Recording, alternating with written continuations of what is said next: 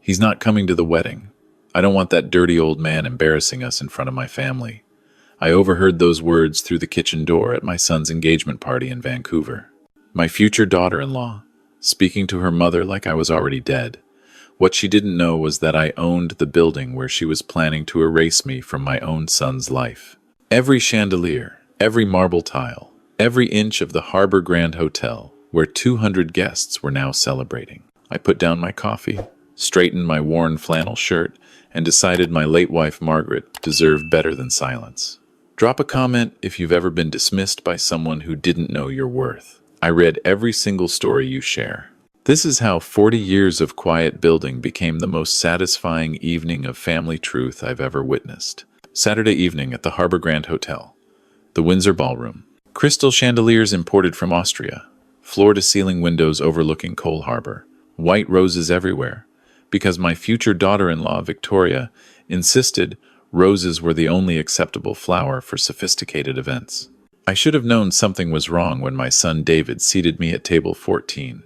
Not the family table, not even close to it. Table 14 was near the kitchen entrance, where servers rushed past every 30 seconds.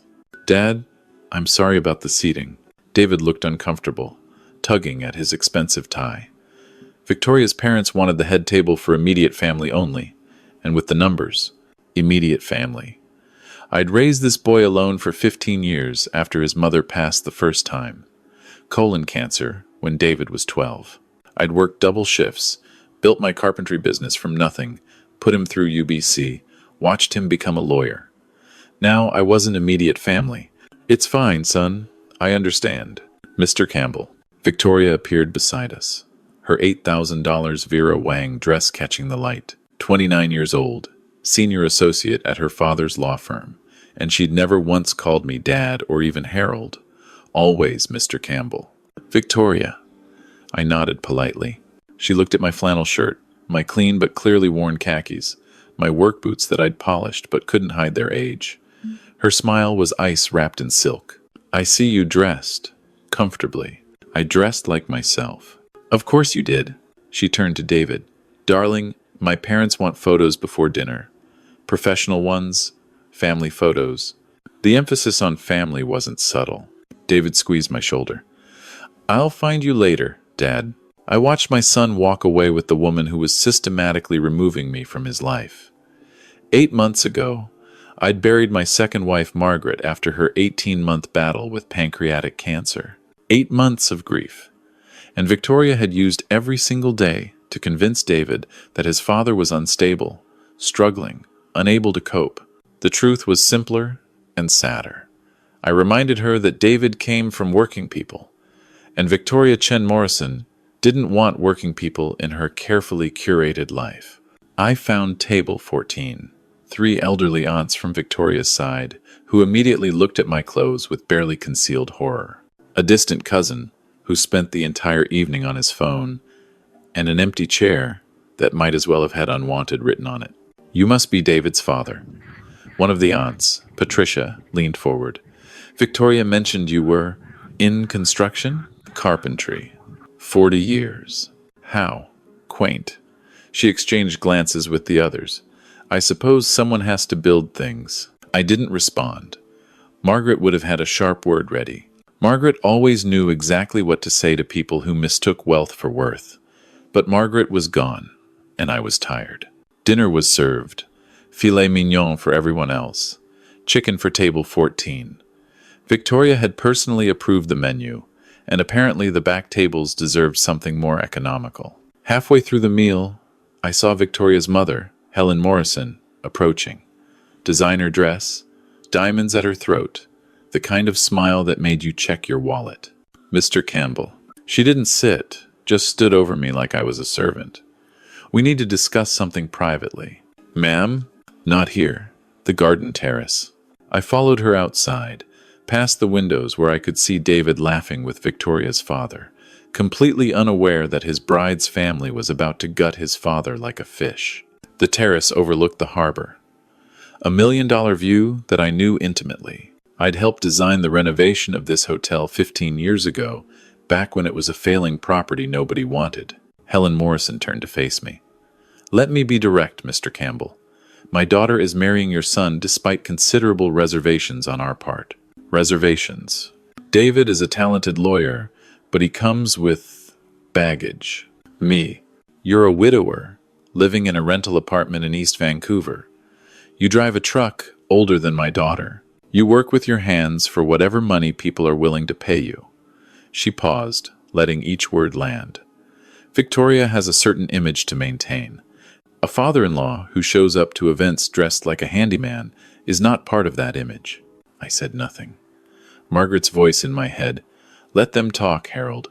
Fools reveal themselves when you give them enough rope. Furthermore, Helen continued, we've done some research into your financial situation. Have you? The medical bills from your wife's illness, the credit card debt, the second mortgage on the apartment you don't even own. She shook her head with practiced sympathy. We understand you did what you could, but at some point, reality must be faced. They'd investigated me, or invented a fiction that sounded convincing. What reality would that be, Mrs. Morrison? That you cannot contribute meaningfully to David and Victoria's future. That your presence at family events will be a source of embarrassment rather than pride. That perhaps it would be better for everyone if you stepped back from my own son, from situations where your limitations are on public display. She smiled like she was offering me a gift. We're prepared to help, of course. A small monthly stipend to ensure your comfort. But in return, we'd expect you to decline invitations to major events. The wedding, naturally, is non-negotiable, since David insists. But future gatherings, holidays, the children's milestones when they come. You're asking me to disappear from my son's life in exchange for money. I'm asking you to be realistic about what you can offer versus what we can provide. Before I could respond, the terrace door opened. Victoria and her father, Robert Morrison, joined us. Behind them, David, looking confused and uncomfortable. Mother, is everything all right? Victoria asked, though her eyes said she knew exactly what was happening. Just having a frank conversation with Mr. Campbell about expectations. Robert Morrison stepped forward. 63 years old, founding partner of Morrison and Associates, the kind of man who believed his law degree made him smarter than everyone without one. Harold, let me be blunt. He'd never asked permission to use my first name. David has a brilliant future ahead of him. Partnership track at our firm, political connections, social standing. But futures like that require careful cultivation. And I'm the weed in the garden. Robert actually smiled. Colorful way of putting it, but essentially accurate. Victoria's clients include some of the most influential families in British Columbia. Do you understand what it would mean for her reputation if her father-in-law showed up to events dressed like a working man who built everything he has with his own hands? Like someone who doesn't belong in those rooms. David finally spoke. Dad, maybe we should talk about this later, privately. No, son. My voice was steady despite the anger building in my chest. Let them finish. I want to hear everything. Victoria jumped in. It's not personal, Mr. Campbell. It's practical. My parents have offered to establish trust funds for our future children to pay for their education at Street, George's, and Crofton House, to ensure they have every advantage. What can you offer them? Stories about building cabinets? I can offer them love. Love doesn't pay for Ivy League tuition. Helen's voice was sharp now. Love didn't save your wife's life, did it? The words hit like a physical blow. David's face went pale. Mother, Victoria said, though she didn't sound disapproving. Perhaps that was too far. Was it? We all know the truth. Margaret Campbell died because her husband couldn't afford proper treatment. MD Anderson in Houston had experimental protocols. The Mayo Clinic had specialists. But Harold chose BC Cancer Agency because that's what he could afford. And now Margaret is dead. My hands were shaking. 40 years of building things, of solving problems with patience and skill, and I wanted to tear this terrace apart with my bare fingers. That's not what happened. Isn't it? Because from where we sat, watching Victoria's colleague handle the estate paperwork, it looked like medical debt, refinanced mortgages, and a man who couldn't provide for his dying wife. David stepped between us. Enough. All of you, that's enough. David, darling, Victoria put her hand on his arm. I know this is hard to hear, but my parents are trying to protect our future.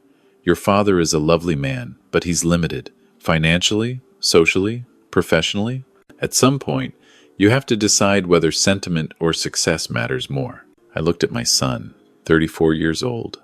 The boy I'd taught to ride a bike, to drive a car, to shake hands firmly and look people in the eye. The boy I'd worked 18-hour days to send to law school. The boy who'd held my hand at Margaret's funeral and promised we'd get through this together. David, what do you think about all this? My son couldn't meet my eyes. Dad, I think they have some valid points. You've been struggling since Mom died. Maybe some distance would be healthy. For everyone. Valid points, distance, healthy.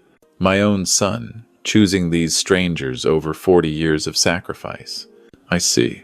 Victoria smiled triumphantly. So we're in agreement. You'll attend the wedding because people will talk if you don't, but after that, you'll gracefully fade into the background. We'll handle explanations. Health issues, perhaps. Travel? No one needs to know the real reason. That's when my phone buzzed. A text from someone I hadn't heard from in months. Mr. Campbell, I'm in the ballroom. Margaret asked me to bring the portfolio when the family was together. I think the time is right. Eleanor Chen, Pacific Trust Management. Eleanor Chen, Margaret's financial advisor for 25 years. The woman who'd helped us build everything the Morrisons didn't know existed. If you'll excuse me, I said quietly, I need to use the restroom. Helen waved dismissively. Of course, take your time. We'll finalize details with David. I walked back through the ballroom, past table 14, past the kitchen entrance, past the servers, who nodded respectfully as I passed. None of the Morrisons noticed how the staff treated me. They never noticed people they considered beneath them. Eleanor was waiting near the coat check. 61 years old, silver hair, in a perfect chignon. Carrying a leather portfolio, I recognized immediately. It was Margaret's, the one she'd kept our most important documents in for 3 decades. Mr. Campbell. Eleanor's voice was warm. I'm so sorry to interrupt, but Mrs. Campbell's instructions were very specific. When the family gathered and finances became a topic, I was to deliver this personally. The Morrisons have been discussing my financial situation all evening. I heard. Eleanor's eyes flickered toward the terrace. Mrs. Campbell anticipated something like this. She was always 3 steps ahead. I touched the leather portfolio.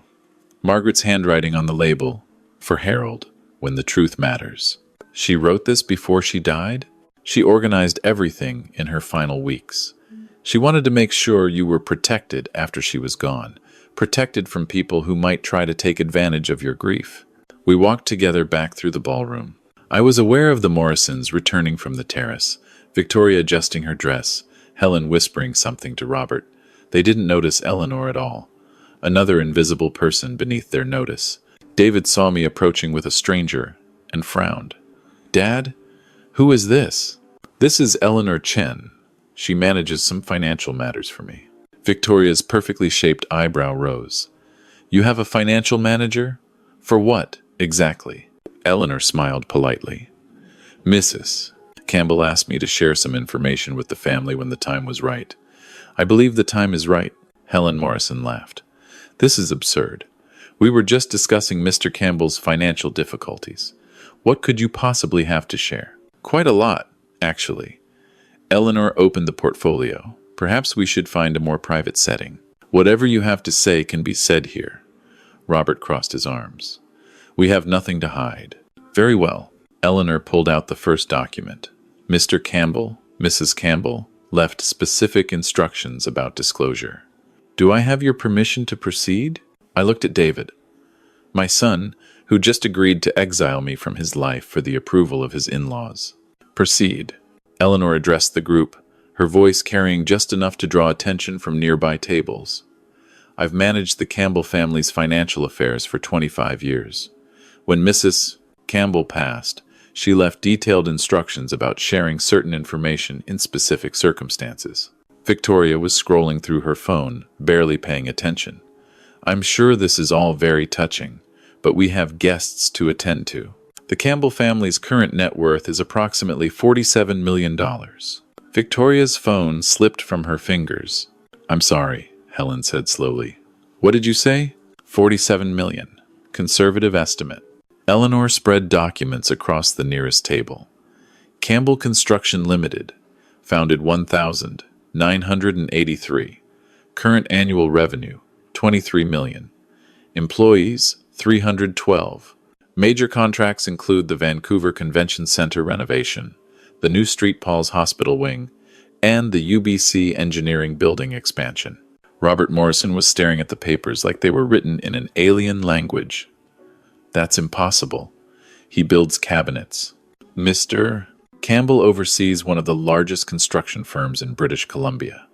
He chooses to work alongside his crews because he believes management should never ask employees to do work they wouldn't do themselves. David's face had gone completely white. Dad, you never told me. You never asked, son. And lately, you haven't wanted to hear much from me at all. Eleanor continued, pulling out more documents. Real estate holdings include 14 commercial properties across Metro Vancouver, an office building in Victoria, and a development project in Kelowna. Total property value, approximately 18 million. Helen was gripping her husband's arm. Robert, this can't be right. Mrs. Campbell also established educational trusts for any future grandchildren. Eleanor consulted her notes. Each trust is currently valued at $300,000, with projections reaching $500,000 by the time each child reaches university age. Victoria found her voice. But the medical bills, the debt. Mrs. Campbell's cancer treatment was fully covered by Mr. Campbell's company insurance, supplemented by private payments totaling approximately $400,000. She received care at MD Anderson in Houston, the Mayo Clinic in Rochester, and Cedars-Sinai in Los Angeles. No expense was spared. The lie Helen Morrison had used to wound me hung in the air like smoke. You said he let her die. Victoria's voice was barely audible. You said he couldn't afford proper care. Helen was silent for the first time all evening. Eleanor pulled out a handwritten letter. Mrs. Campbell left specific instructions about this document. She asked me to read it aloud if anyone ever accused her husband of failing to provide adequate care during her illness. The handwriting was Margaret's. Even from a distance, David recognized his mother's script. May I? Eleanor asked me. I nodded. Eleanor began to read. If you're hearing this, it means someone has accused my husband, Harold, of being unable to care for me during my illness, or of being unfit to remain part of his son's family after my death. Victoria's hands were shaking. To those people, I want to say this. Harold Campbell saved my life every single day for 18 months. Not medically. The cancer did what cancer does. But emotionally, spiritually, financially, my husband moved mountains to give me every possible chance. The ballroom had gone quiet. Nearby tables were watching openly. He flew me to Houston when BC doctors said nothing more could be done. He found specialists in Minnesota who gave me 4 extra months with my family. He hired nurses so he could sleep beside me every night, instead of in a hospital chair. He spent $2 million trying to save a woman he'd already loved for 37 years. Eleanor's voice was steady, but tears were forming in her eyes. If you're questioning his fitness as a father or grandfather, you're questioning the judgment of the woman who chose him as a partner when we had nothing but hope and hard work between us. You're dishonoring the memory of someone who died knowing she was completely, utterly, perfectly loved. The letter continued. To my son, David, your father built everything we have while I kept the books and dreamed the dreams. Every dollar, every property, every employee who feeds their family because Campbell Construction exists, that's your father's legacy. Don't let anyone convince you he's less than extraordinary just because he doesn't wear his success on his sleeve. David was crying now, silent tears running down his face. Finally, to anyone who tries to separate Harold from his family or exploit his grief for their own benefit, know that I've left specific instructions about such people. They are to be treated as enemies of the Campbell family, with all consequences that entails. Eleanor folded the letter carefully. Mrs. Campbell concluded with instructions about property and business relationships. Helen Morrison's face had gone gray. What kind of instructions? Eleanor consulted another document. The Harbor Grand Hotel was acquired by Campbell Holdings in 2018. Mr. Campbell owns this venue. Robert Morrison looked around the ballroom like he was seeing it for the first time. Morrison and Associates currently leases office space at 1055 West Georgia Street. The building is owned by Campbell Commercial Properties. Victoria's mouth fell open. Our firm's building. Additionally, Mrs.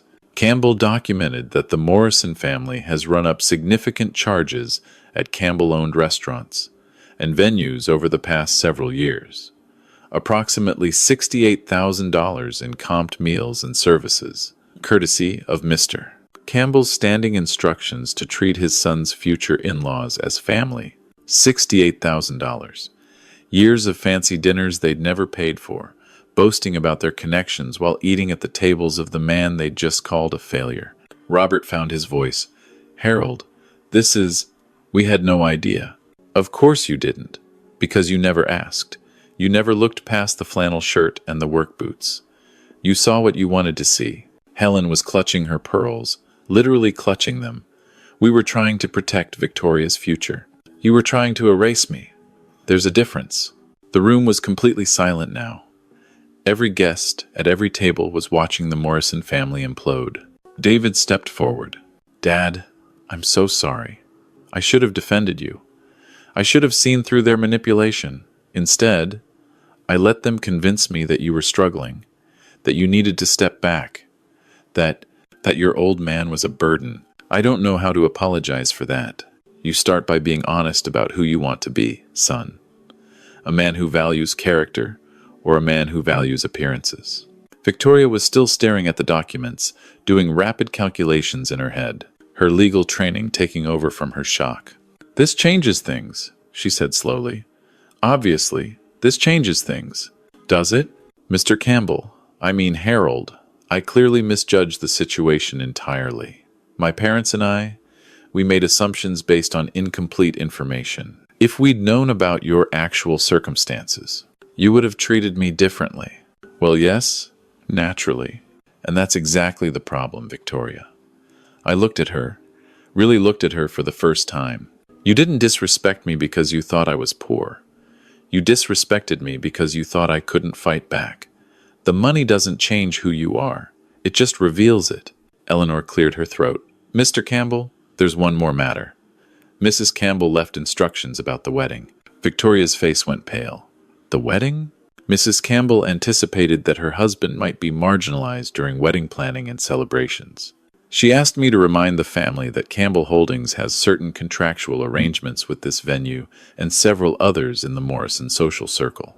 Robert Morrison understood immediately. You could cancel our access to half the venues in Vancouver. I could. But that's not what Margaret wanted. I pulled out my own phone, scrolling to a photograph I'd saved. Margaret on our 30th anniversary, laughing at something I'd said, looking at me like I was the only person in the world. My wife spent her dying weeks making sure I'd be protected from people who might hurt me. She didn't want revenge. She wanted justice. She wanted her family to understand what real love looks like, not the transactional nonsense you people mistake for connection. Helen tried one more time. Harold, perhaps we can discuss this privately, come to some understanding. There's nothing to discuss. Margaret's instructions were clear. Anyone who tried to exile me from my family is welcome to face the consequences of their choices. What consequences? Robert's voice cracked. Eleanor answered. Mrs. Campbell suggested that individuals who attempted to manipulate her husband or damage his family relationships should be excluded from all Campbell family properties and businesses, permanently. Victoria gasped. Our firm's building. The lease expires in 8 months. Renewal is at Mr. Campbell's discretion. Robert Morrison's legal empire suddenly looked very fragile. David stepped between his future in-laws and his father. For the first time all evening, he looked like the son I'd raised. Dad, what do you want to happen here? I thought about it. Margaret's face in my mind, her voice telling me to be better than my anger. I want my son back. I want to be part of my grandchildren's lives when they arrive. I want to walk into family events without being treated like something scraped off someone's shoe. You'll have all of that, I promise. And them? I nodded toward the Morrisons. David turned to face his fiancée and her parents. His voice was colder than I'd ever heard it. You tried to cut my father out of my life. You told me he was financially unstable, emotionally compromised, socially embarrassing. You convinced me that the man who sacrificed everything to raise me alone was somehow less valuable than your country club memberships and your professional connections. Victoria reached for his arm. David, darling, we were trying to help. You were trying to control. There's a difference. David stepped back from her touch. I don't know if I can marry someone who sees people the way you do. Someone who measures worth by bank accounts and appearances. David, be reasonable.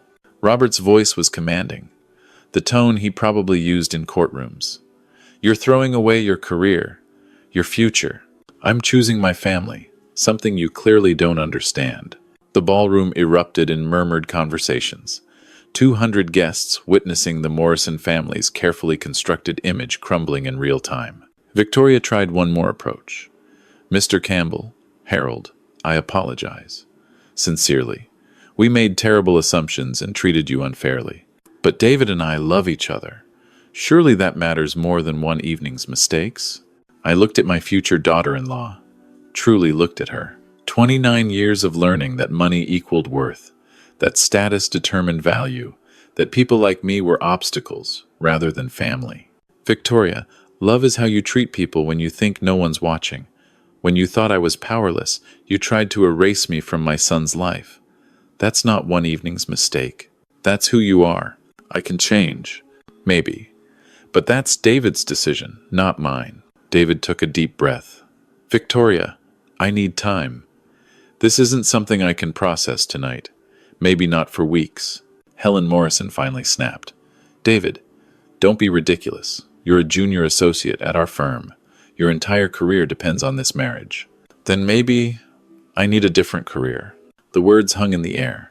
A junior associate telling the founding partner's family that their leverage meant nothing. Robert Morrison's face went dark. If you walk away from Victoria, you walk away from everything. The partnership track, the clients we've handed you, the reputation we've built for you. Dad, David said, can you use a lawyer at Campbell Construction? I smiled for the first time all evening. Always. Eleanor stepped forward. Mr. Campbell, should I arrange for the Morrisons' departure? Mrs. Campbell's instructions did specify immediate exclusion from Campbell properties after any incident of disrespect. Helen was already gathering her things, her dignity in tatters. Robert followed, unable to meet anyone's eyes. Victoria lingered, tears streaming down her face, but David didn't move toward her. Victoria, I said quietly, you're not banned. Not yet. Margaret believed people could grow if they wanted to. The question is whether you want to, or whether you just want to protect your lifestyle. She left without answering. The ballroom slowly returned to normal conversation, though I caught guests sneaking glances at our table, phones discreetly recording, the evening's drama already spreading across social media. David sat down heavily in the nearest chair. Dad, I'm so sorry. For everything. For letting them convince me you were falling apart. For not defending you, for being so blind. David, you were trying to build a future with someone. That's not a crime. The crime is when you forget where you came from while building that future. I forgot. I got lost in their world and forgot everything that actually matters. Eleanor excused herself, leaving the portfolio of documents with me. Margaret's final gift. Protection I'd never needed until I did. Dad, what happens now? Now? You come home with me. We'll figure out the rest tomorrow. Home? The house in Shaughnessy, where your mother and I lived for 30 years, where she wanted her grandchildren to visit, even if she never got to meet them. David's face crumpled. You still have the house? I thought. Victoria said. Victoria said a lot of things that weren't true. Your mother's garden is still there. Her piano, her library, everything she loved, waiting for the family she hoped we'd become. A server approached tentatively. Mr. Campbell? The kitchen wanted to know if you'd like dinner sent to a private room. Complimentary, of course. Thank you, Jennifer. I'd learned the staff's names years ago. Actually, we'll be leaving soon. But please thank Chef Morrison for me. Tell him the filet was excellent. as always. Jennifer smiled. I'll let him know, sir. And sir? We're all really glad you came tonight. Mrs. Campbell was always so kind to the staff. We miss her. After she left, David stared at me. You know the staff by name. I know everyone who works for me by name. That's what your mother taught me. Every person matters, regardless of their position. We sat in silence for a moment, the weight of the evening settling around us. Dad, can I ask you something? Anything. Why didn't you ever tell me? About the company, the properties, any of it? I thought about the question. Margaret and I had discussed it many times over the years. Because I wanted you to respect the man, not the money. Your mother and I built everything from nothing, working 18-hour days while you were in school, reinvesting every dollar instead of showing it off. When you graduated law school, we were already wealthy, but you'd worked hard for that degree because you wanted to, not because you had a safety net. And when Victoria came along, I hoped you'd see through her eventually. I hoped the values we taught you would matter more than the lifestyle she was selling. David winced. I almost let them win. Almost. But you're here now. That's what matters. My phone buzzed. A text from Eleanor. The video is circulating. Victoria's colleague posted it. 300,000 views in the first hour. Social media. The great equalizer. Tomorrow, everyone in Vancouver would know what happened at the Morrison Campbell engagement party. David saw me reading the text. What is it? The evening's entertainment has gone viral, apparently. He groaned. Victoria will be devastated. Her whole image. Is that your concern right now? David paused, really thought about it. No, I don't think it is. She created this situation, she and her parents. Whatever consequences come, they earned them. I stood up, suddenly exhausted. 8 months of grief, years of building an empire while my son drifted away. One evening of confrontation that changed everything. Let's go home, son. To the house in Shaughnessy? To the house where your mother spent her last good days planning for moments exactly like this one. She knew, David. She knew people would try to take advantage of my grief. She prepared for everything. David stood with me. She was always 3 steps ahead. That's why I married her. That's why I spent everything I had trying to save her. And that's why her legacy will keep protecting this family long after she's gone. We walked out of the Harbor Grand together, past the coat check where Eleanor had waited, past the servers who nodded respectfully, past the valets who brought my truck around without a single sneer. Dad, David said as we climbed into the cab, what's going to happen with the Morrisons? That depends on them. Margaret believed in second chances, but not third ones. If they can change, genuinely change, there might be a path forward. If they can't, their lease expires in 8 months. It does. We drove through Vancouver's evening traffic, the city lights reflecting off False Creek, the mountains looming dark against the stars. Dad? Yeah? Thank you for not giving up on me. Even when I gave up on you. I reached over and squeezed his shoulder. That's what family does, son. We show up, even when it's hard, even when people try to push us away. We show up. The house in Shaughnessy was dark when we arrived, but I knew every light switch by heart. Margaret's garden was a shadow in the moonlight, her roses still blooming despite the autumn chill. I haven't been here since the funeral, David said quietly. I know. I kept it exactly as she left it. Her books, her music, her plans for the future she didn't get to see. We walked through rooms full of memories. Margaret's piano, where she'd played every evening while I reviewed contracts. Her library, organized by subject the way she liked it. Her office, where she'd managed our empire while I built it with my hands. Dad, there's a photo here I've never seen. David was holding a framed picture from Margaret's desk. The two of us, 40 years younger, standing in front of a construction site with a hand-painted sign. Campbell Construction, our first job. That was the day we started. 23 years old, $8,000 in savings, and more ambition than sense. Your mother took that photo and said, someday we'll look back at this and laugh. Did you? Laugh? Every anniversary, right up until the last one. We sat in Margaret's library until past midnight, talking about memories I'd kept locked away since her death. The camping trips, The first big contract. The day David was born and I cried harder than he did. Dad, I have a question about Victoria. Ask it. Do you think she can change? Really change? I considered the question carefully.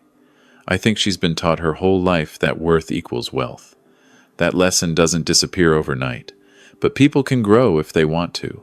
If she does grow, if she becomes someone different, then we'll deal with that version of Victoria when she exists. But David, you can't love someone for who they might become. You have to love them for who they are right now. And right now, Victoria sees people as assets or liabilities. That's not love, that's accounting. David nodded slowly. The wedding's supposed to be in 4 months. Weddings can be postponed or canceled. What matters is that you make the right choice, not the scheduled one. At 2 a.m., we finally went to bed. David in his childhood room, still decorated with hockey posters and UBC pennants. Me in the master bedroom, Margaret's side of the bed still untouched, her reading glasses still on the nightstand. Good night, Margaret, I whispered to the empty room. You were right, about everything. You always were. The next morning, I woke to the smell of coffee. David was in the kitchen, looking at his phone with an expression somewhere between horror and amazement. Dad, you need to see this. The video had exploded overnight. 2 million views. Number Campbell vs. Morrison, trending on Twitter. News outlets picking up the story of wealthy in-laws humiliated at their own venue. The comments were endless.